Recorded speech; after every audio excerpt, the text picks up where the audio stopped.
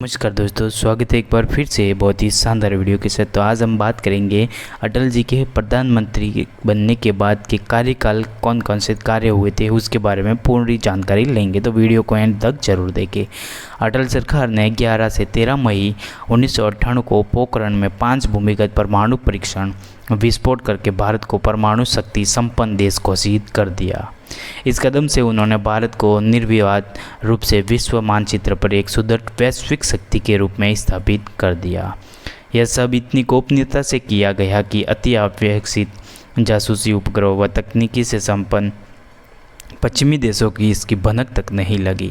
यह नहीं, इसके बाद पश्चिमी देशों द्वारा भारत पर अनेक प्रतिबंध लगाए गए, लेकिन वाजपेयी सरकार ने सबका दृढ़तापूर्वक सामना करते हुए आर्थिक विकास की ऊंचाइयों को छुआ।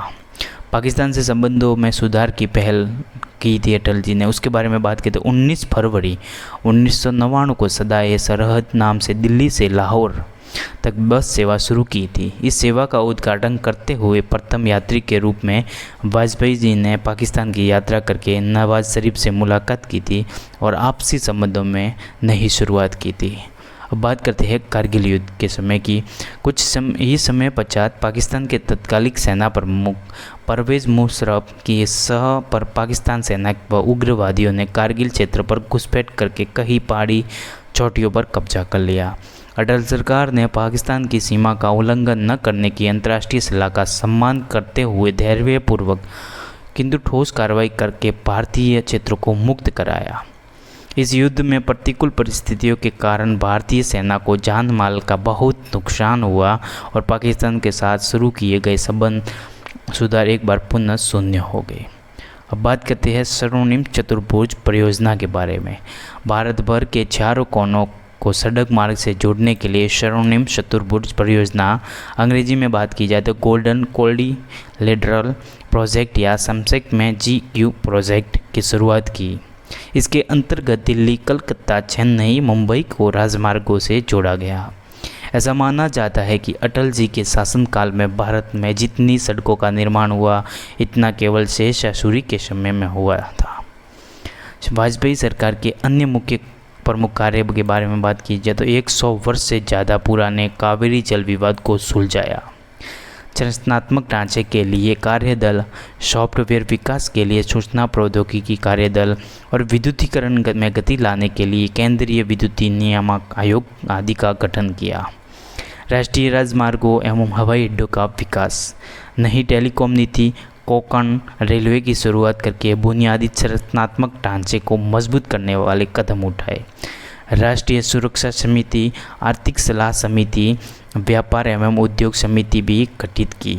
आवश्यक उपभोक्ता सामग्रियों के मूल्य को नियंत्रित करने के लिए मुख्यमंत्रियों का सम्मेलन बुलाया।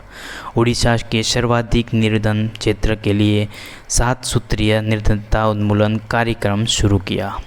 आवास निर्माण को प्रोत्साहन देने के लिए अर्बन सीलिंग एक्ट समाप्त किया। ग्रामीण रोजगार सृजन एवं विदेशों में बस से भारतीय मूल के लोगों के लिए बीमा योजना शुरू की। ये सारे तथ्य सरकारी विज्ञप्तियों के माध्यम से समय समय पर प्रकाशित हुए। अब बात करते हैं उनके व्यक्तिगत जीवन के बारे में। तो वाजपेयी अपने पूरा जीवन अविवाहित रहे। उन्होंने लंबे समय से दोस्त राजकुमारी कौल और BN कौल की बेटी नमिता भट्टाचार्य को उन्होंने दत्तक पुत्री के रूप में स्वीकार किया। राजकुमारी कौल की मृत्यु 2014 में हो चुकी है। अटल जी के साथ नमिता और उनके पति रंजन भट्टाचार्य रहते थे। वह हिंदी में लिखते एक सुप्रसिद्ध कवि थे। उनके प्रकाशित कार्यों में कैदी, कविराई, कुंडलियाँ शामिल है, जो 1975 से 77 आपातकाल के दौरान कैद किए गए। कविता का संग्रह है और अमर आग है।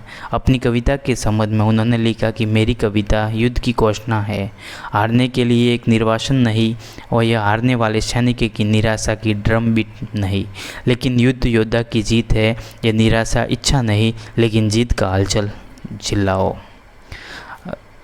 अगर आपको एक अटल जी के बारे में छोटी सी कहानी पसंद आई हो तो वीडियो को लाइक करें और उनके राजनीतिक जीवन के बारे में थोड़ी बहुत जानकारी अगर आपको अच्छी लगी हो तो इस वीडियो को देख के चैनल को सब्सक्राइब जरूर करें। ऐसे वीडियो देखने के लिए हमारे चैनल से जुड़े रहे। जय हिंद, जय भारत, जय अटल जी की।